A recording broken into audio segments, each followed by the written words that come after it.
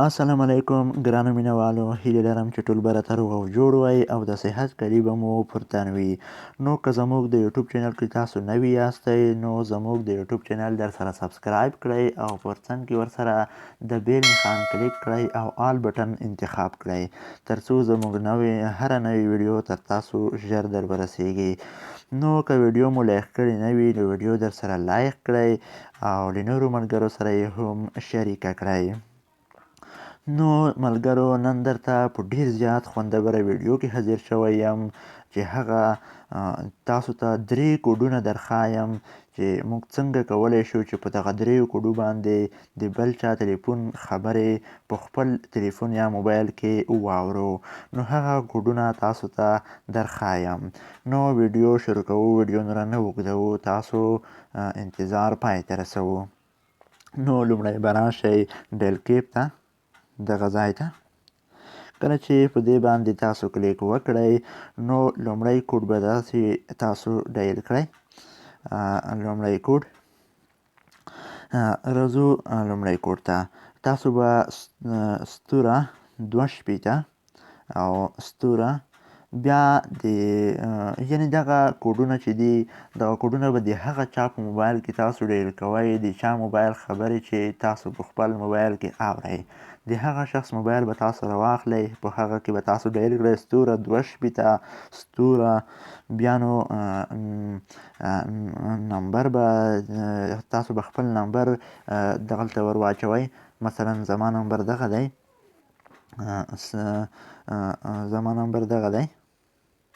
زه خپل نمبر مې ور واچولو او وروسته ورته هیش بټن تڼۍ کېکاږم، یعنې اندوپیا ورته کېکاږم او بیا یې اوکې کوم.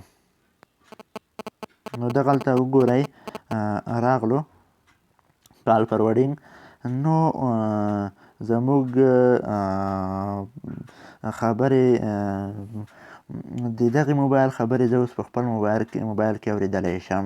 نو که غواړئ چې د دغې کوډ څخه موبایل وباسئ، یعنې دغه کوډ باید که ډایل نه وي، نو تاسو بیا دغه طریقه دغه کوډ وهلی شئ.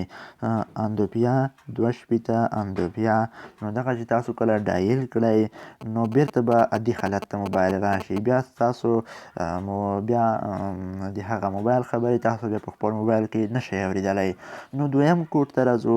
دویم کوډ یې داسې دی چې څنګه کولی شو چې د بل چا موبایل خبرې په خپل موبایل کې واورو. ستوره 21 ستوره او بیا به خپل موبایل شمیره تاسو ډایل کړئ. دغه زما د موبایل شمیره ده او بیا به ورپسې د هیش علامه کلیک کړئ او ډایل به یې کړئ. نو وګورئ همغه د فارورډینګ کال فارورډینګ مینو راغله. نو که له دغې کوډ څخه هم تاسو موبایل عادي حالت ته اړوئ نو را به شئ اندوپیا 21 اندوپیا به تاسو ډایل کړئ. کله مو چې دغه ډایل کړ نو تاسو موبایل به بیرته خپل عادي حالت ته راشي. او که دغه کوډونه چې دي مثلا یو دغه کوډ ده او بل دغه کوډ ده، نو دغه 2 کوډونه چې دي چې د تاسو د خلاصولو کوډونه دي، د موبایل د عادي حالت کوډونه دي. نو که دغه 2 کوډو کار ونه کړ نو یو بل کوډ ده، دریم کوډ چې هغه ستاسو موبایل کې تاسو یې باید حتما ډایل کړئ تر څو ستاسو موبایل هیک شوی نه وي، ستاسو میسیجونه هیک شوي نه وي، نو ټول موبایل عادي حالت ته اړولی شي. هغه کوډ داسې دی.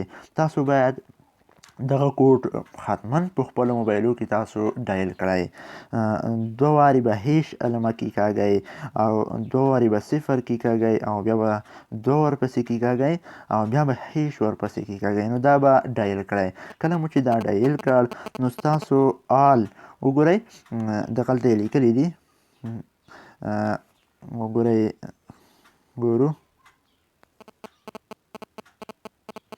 ګورو دغلته یې لیکلي دي. دغه ګورئ کال فارورډینګ آل، یعنې ستاسو ټول کالونه چې دي، ټول میسیجونه چې دي، ټول سیستم عادي حالت ته واوښتو. نو دغه وه د هغه طریقه چې د بل چا موبایل خبرې په خپل موبایل کې واورو، نو د ډېر زیات خوندوره ویډیو ده. نو له نورو ملګرو سره یې هم شریکه کړئ. د خدای په امان.